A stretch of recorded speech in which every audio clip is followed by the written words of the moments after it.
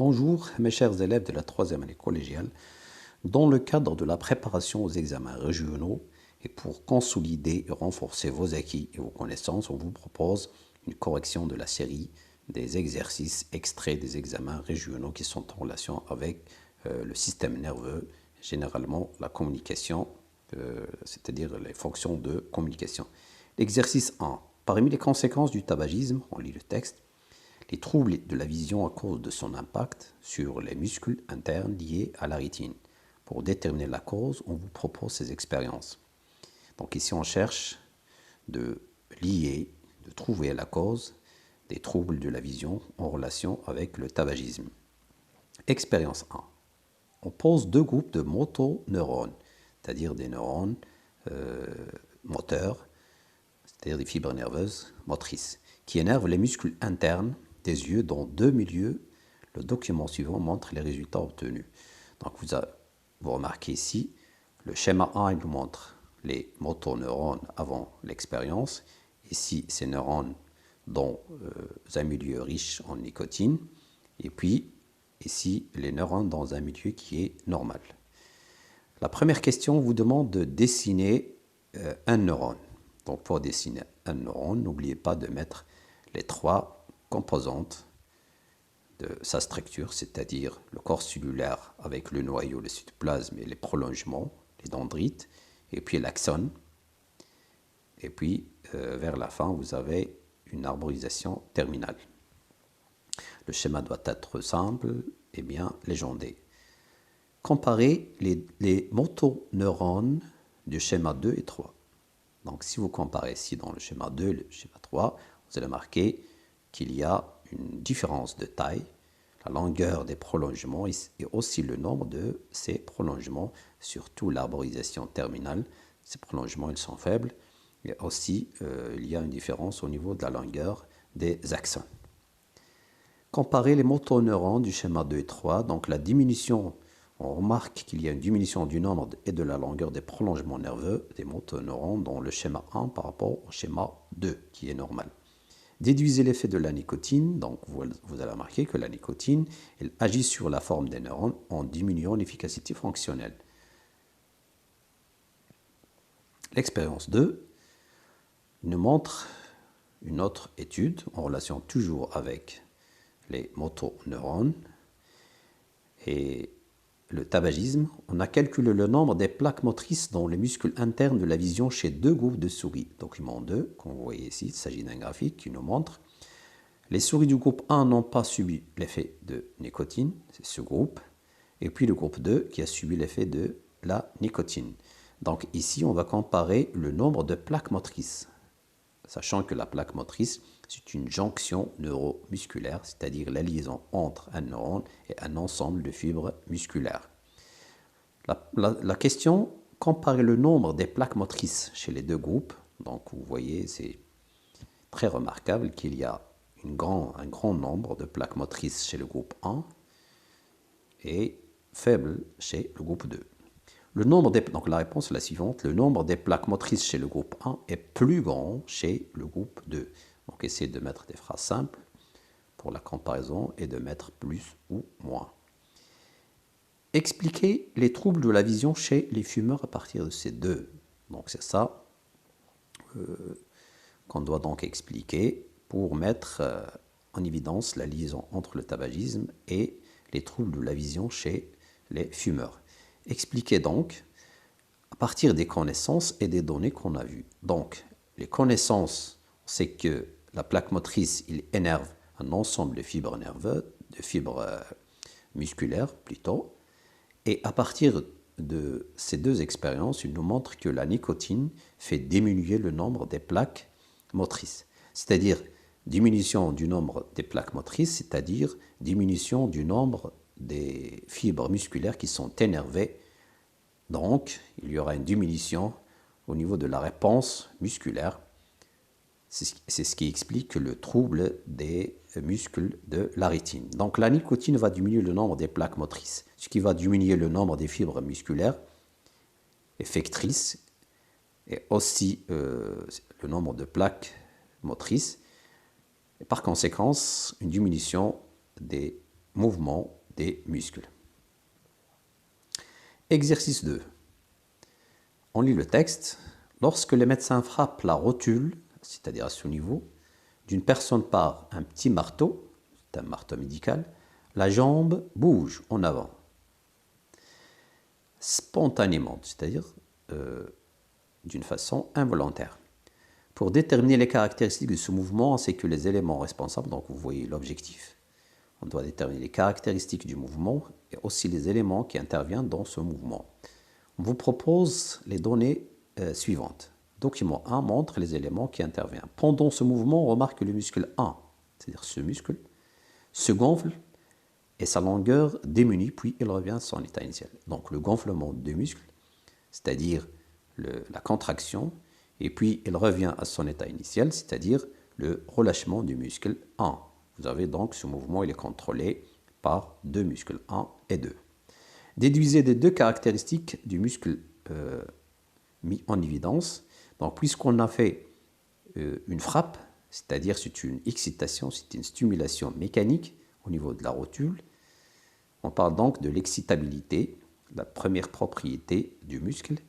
Et puis, puisqu'il y a une réponse par contraction, il s'agit donc de la contractilité. Sachant que le muscle a trois propriétés, mais ici, l'expérience ne montre que deux, l'excitabilité et la contractilité. Déterminer le type du mouvement de la jambe. Donc, puisqu'il y a un mouvement spontané involontaire, donc il s'agit d'un mouvement réflexe, on dit aussi le réflexe médulaire. La deuxième partie de l'exercice, pour comprendre le rôle des autres éléments qui interviennent dans son mouvement, c'est-à-dire le mouvement réflexe, on fait des expériences, que vous voyez ici. On représente donc des sections transversales. Ici, le schéma représente une section transversale de la moelle épinière qui est en relation avec le nerf rachidien. La section A, c'est-à-dire on coupe à ce niveau A, les résultats de l'expérience, la région énervée par ce nerf perd la sensibilité et la motricité. Donc lorsqu'on coupe à ce niveau, section à ce niveau, on remarque qu'il y a une perte de la motricité et de la sensibilité. Section au niveau B, ici on remarque uniquement qu'il y a l'absence de sensibilité, mais la motricité, elle reste. La section de niveau C, le contraire, il y a la perte de la motricité, mais il y a le maintien de la sensibilité. Donc à partir de ces expériences, de ces résultats, on va déduire le type des fibres nerveuses dans chaque racine, la racine postérieure et la racine antérieure. Donc pour faire la différence déjà de point de vue morphologique, c'est-à-dire la forme, vous allez remarquer que la racine postérieure, il y a un gonflement appelé le ganglion spinal. Par contre, pour la racine antérieure, il n'y a pas de ganglion spinal. Mais à partir des expériences, puisqu'on a fait une section au niveau de B, il nous a donc donné l'absence de la sensibilité, c'est-à-dire à ce niveau B, il passe des fibres nerveuses qui sont sensitives. La même chose, ici pour C, on a fait une section et puis on a remarqué l'absence de la motricité seulement, c'est-à-dire qu'il y a passage des fibres nerveuses motrices seulement. Mais à ce niveau A, lorsqu'on a sectionné, on a remarqué qu'il y a la perte de la sensibilité et de la motricité en même temps, c'est-à-dire on a coupé les deux types de fibres. La racine postérieure, donc, à partir de les résultats des expériences, contiennent donc les fibres nerveuses sensitives. La racine antérieure contient les fibres nerveuses qui sont motrices. Quatrième question, on vous demande de réaliser un diagramme en utilisant les termes, un ensemble des termes qu'on vous donne. Donc vous allez mettre l'excitation en bas. L'excitation, comme j'ai dit, c'est une excitation mécanique, la frappe par le marteau. Il y a des récepteurs sensitifs au niveau des tendons. Et puis il y a la formation de l'influx nerveux sensitif qui est conduit par les fibres sensitives vers la moelle épinière, considérée comme un centre nerveux pour les mouvements réflexes. Il donc transforme l'influx nerveux sensitif en influx nerveux qui est moteur, conduit par d'autres fibres qui sont des fibres motrices, c'est l'influx nerveux moteur, vers l'effecteur qui est le muscle. Donc vous allez marquer, ici en bleu, je schématise le trajet de l'influx nerveux qui est sensitif, en rouge, l'influx nerveux plutôt qui est moteur. Donc il s'agit ici de ce qu'on appelle l'arc réflexe. L'exercice 3. Le nerf sciatique est un nerf rachidien qui a un rôle dans le mouvement des membres inférieurs. Donc le nerf sciatique, c'est une sorte de nerf rachidien, sachant que les nerfs rachidiens sont les nerfs qui sont liés à la moelle épinière. Mais pour le nerf sciatique, il est en relation, il énerve les membres inférieurs. Pour connaître les caractéristiques fonctionnelles et structurelles, donc on cherche la fonction et la structure de ce nerf, on a effectué des expériences de section chez un cobaye à 3 niveaux A, B, C. Vous voyez donc cet exercice, il ressemble à l'exercice 2. On a fait donc des sections. Et puis, toujours la section au niveau de A, la perte de la sensibilité de la motricité. La section au niveau de B, il y a la perte uniquement de la sensibilité. Pour C, il y a la perte uniquement de la motricité. Donner un titre, donc le titre, c'est une coupe transversale de la moelle épinière liée au nerf rachidien. Que déduisez-vous de l'expérience de section au niveau de A justifiée? Donc, puisqu'on a sectionné A, on a remarqué qu'il y a la perte de la motricité, de la sensibilité, c'est-à-dire que donc, en coupant le niveau A, le membre perd la motricité et la sensibilité. Donc, à ce niveau passent les deux types de fibres nerveuses sensitives et aussi motrices. Troisièmement, que déduisez-vous de l'expérience de section au niveau BC et puis justifiez votre réponse. Dans le niveau A, B plutôt, il y a uniquement des fibres sensitives. Pourquoi? Parce que après la section, on a perdu uniquement la sensibilité. Dans le niveau C, il y a uniquement des fibres qui sont motrices. Pourquoi? Parce qu'il y a la section, donc engendre une perte de la motricité seulement. Exercice 4. L'hôpital a reçu une personne qui avait un trouble auditif.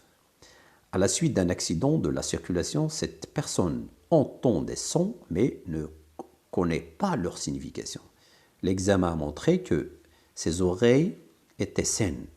Donc vous allez remarquer ici, j'ai mis en vert les informations qui sont utiles, c'est-à-dire que la personne a eu un trouble auditif et puis comme conséquence, il entend des sons mais il ne connaît pas leur signification. On a examiné les oreilles plutôt, sont des oreilles, elles sont saines. C'est-à-dire que le problème n'est pas au niveau des récepteurs sensoriels. Pour déterminer la région cérébrale endommagée par l'accident, disposons des données expérimentales suivantes. L'excitation de la zone 1, lorsqu'on excite la zone 1, qu'on voit ici sur le cortex cérébral, il entraîne des sons dénués de sens, c'est-à-dire il y a des sons, on entend des sons, mais qui n'ont pas de sens. Et si j'excite la zone 2, il y a des sons, mais qui ont un sens. À partir des données de ces deux expériences, détermine la zone qui reçoit l'influx nerveux de la région de l'oreille plutôt, et la région qui permet l'identification du son. Donc, puisqu'on a excité le 1, la zone 1, il nous a donné uniquement le son sans signification, c'est-à-dire que c'est la zone 1 qui reçoit l'influx nerveux. La zone 2, c'est la zone qui identifie et explique cet influx nerveux et donne le sens et la signification au son qui a été reçu par la zone 1 comme influx nerveux sensitif.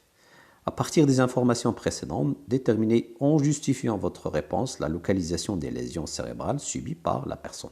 Donc, puisque cette personne elle a ces symptômes, il entend les sons, mais il ne connaît pas leur signification, c'est-à-dire que la lésion elle est au niveau de la région ou la zone 2, c'est-à-dire plutôt la zone responsable de l'explication et de la signification des sons. Donc la réponse, la lésion au niveau de la zone 2, car la personne entend le son sans pouvoir l'identifier. La partie B de l'exercice, dans le cadre de l'étude des propriétés du muscle squelettique, son extension a été mesuré en fonction de la masse qui lui est attachée. Le document 2 représente les résultats obtenus. Donc ici, on essaie de faire l'expérience. On accroche des masses à un muscle squelettique et puis on essaie de mesurer la longueur du muscle, son extension. Le résultat obtenu est sous forme d'un graphique. Donc vous allez marquer ici les masses attachées, accrochées, et puis la longueur du muscle en centimètres. Décrire les modifications. Donc décrire, c'est analyser. Vous allez marquer ici, on doit désigner les intervalles de variation. Vous avez donc le premier intervalle de 0 jusqu'à 20 presque. Le deuxième intervalle, si vous faites une projection, vous allez trouver presque 65 grammes. Et puis, il y a au-delà de 65 grammes. Donc, vous allez marquer ici qu'il y a une stabilité. Si on accroche des masses entre 0 et 20, la longueur elle est stable à 5 cm. À partir du 20 grammes, si on accroche la masse du 20 grammes, en augmentant la masse, il y a une augmentation de la longueur jusqu'à une valeur déterminée, c'est 65 presque. On est donc dans le maximal, c'est-à-dire 13 cm. La longueur du muscle est constante à 5 cm si la masse attachée est inférieure à 20 grammes, puis augmente progressivement jusqu'à 13 cm à 65 grammes pour rester stable. Notez que le muscle n'a pas trouvé sa longueur d'origine après avoir enlevé une masse de 20 grammes ou plus. Comment expliquez-vous? Donc vous voyez ici, si on accroche une masse qui est supérieure à 80, déjà supérieure à 65, le muscle ne revient pas à son état initial, c'est-à-dire il perd son élasticité. Donc, le muscle a perdu son élasticité car 20 grammes plutôt 80 grammes est supérieur à sa capacité. C'est-à-dire que la capacité de ce muscle ne peut pas dépasser 65 grammes. Si on la dépasse, on est donc dans le cas d'élongation ou, si vous voulez, la déchirure musculaire. Donc ici, on vous donne la troisième question, suggérez un conseil pour éviter le résultat obtenu. Donc on propose le conseil suivant. On doit éviter à porter des masses et faire des efforts intenses qui dépassent la capacité de nos muscles. Exercice 5. Une fois que le conducteur voit les feux rouges de stationnement d'une voiture A roulant devant lui, qui a pris feu, il appuie son pied droit sur la pédale de frein pour arrêter son véhicule B afin d'éviter la collision. Donc, extraire du texte les activités nerveuses exercées par le conducteur de la voiture B. Donc, vous voyez ici, il y a la vision des feux et puis il y a l'appui sur la pédale du frein. C'est-à-dire deux activités. La première, c'est la vision des feux. La deuxième, c'est l'appui sur la pédale. La deuxième question, on nous demande de déterminer la nature. Donc, si on vous demande de chercher la nature de l'activité nerveuse, il y a uniquement trois natures qu'on a étudiées. Il y a la sensibilité consciente, la motricité volontaire et le mouvement réflexe. Donc, puisqu'il y a la vision, il s'agit donc de la sensibilité consciente en 1. 2, il s'agit de la motricité volontaire, l'appui sur la pédale. La troisième question vous demande de réaliser un diagramme simplifié qui détermine le trajet de l'influx nerveux pendant les activités effectuées par le conducteur de la voiture B. Donc, ici on propose qu'il y a une excitation, c'est-à-dire par des feux, excitation lumineuse, qui excite ou stimule des cellules de la rétine, considérées comme des récepteurs sensitifs.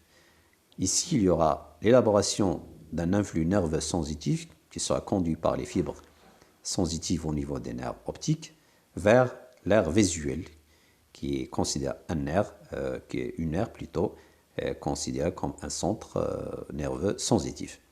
Après, le message sera transmis vers l'aire motrice, qui va donc élaborer un influx nerveux moteur, qui sera conduit par le nerf sciatique, surtout par les fibres nerveuses motrices vers le muscle, considéré comme effecteur du mouvement volontaire.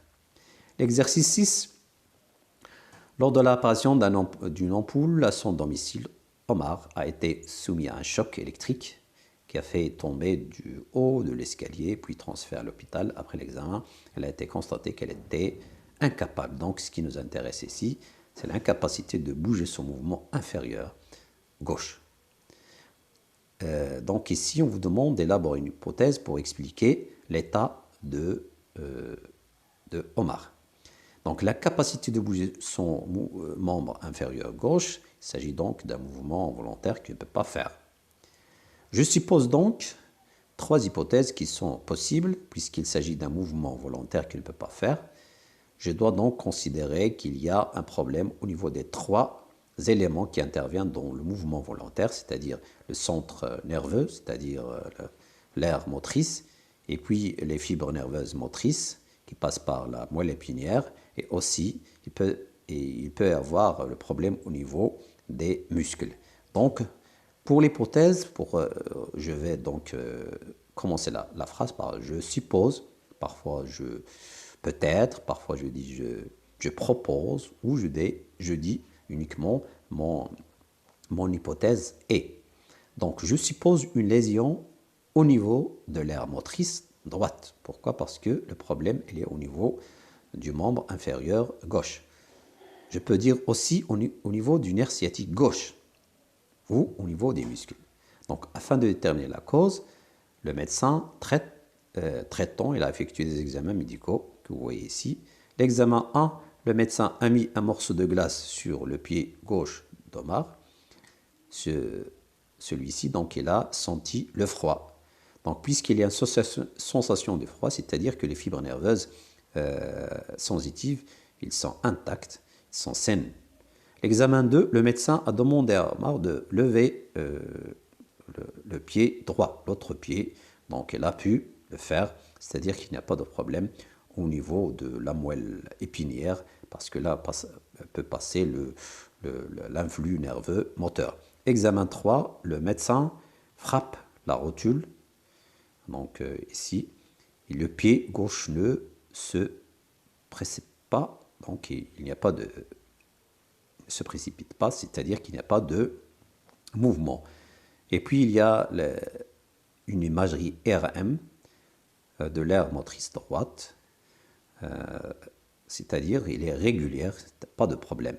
Examen 5, le médecin a soumis les muscles de la jambe gauche à une excitation électrique. Le résultat, c'est la contraction des muscles du pied. Donc vous avez un ensemble d'examens. Sur la base des résultats obtenus, complétez le tableau. Examen 1, la nature de l'activité nerveuse, c'est une sensibilité consciente. Pourquoi? Parce qu'elle a mis la glace, donc il s'agit d'une sensibilité. La nature de l'influx, elle est sensitif. L'examen 2, vous voyez ici, il a demandé de faire bouger le pied, donc il s'agit d'un mouvement volontaire. La nature de l'influx, c'est un influx nerveux moteur. Pour l'examen 3, vous avez remarqué qu'il a fait une frappe, c'est-à-dire il teste un mouvement réflexe. La nature, elle est sensitive et moteur en même temps. Donc, ici, la troisième question détermine le but de réaliser les examens 4 et 5. Pour l'examen 4, comme vous voyez ici, elle a donc frappé par le marteau pour voir si les éléments qui interviennent dans le mouvement réflexe, ils sont intacts. Mais le résultat, c'est-à-dire qu'il n'y a pas de mouvement, sachant que dans le premier examen, il a donc déduit que les fibres nerveuses sensitives, ils sont intactes.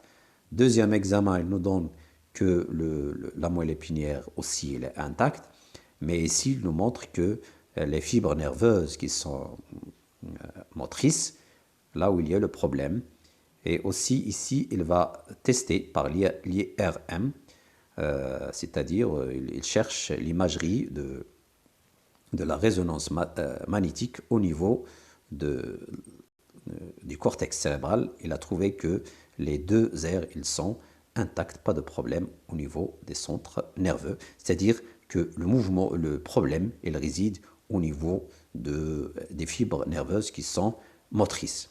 Donc l'examen 4, le but, c'est de savoir l'état de l'aire motrice. Résultat, pas de problème au niveau du centre nerveux. Examen 5, savoir l'état de l'organe effecteur, le muscle Pourquoi? Parce qu'il a fait une excitation directe sur le muscle. Et donc, le résultat, le muscle, elle est intact. Quatrièmement, conclure à partir des données précédentes la source du défaut chez Omar. Le problème au niveau des fibres motrices, comme j'ai dit, du nerf sciatique gauche exactement au niveau de la racine antérieure. Pourquoi? Parce que la racine antérieure, c'est là où passent les fibres nerveuses motrices. Jusqu'ici, on va s'arrêter. Je vous donne un rendez-vous pour la suite de cette série prochainement. Inch'Allah, merci à vous tous.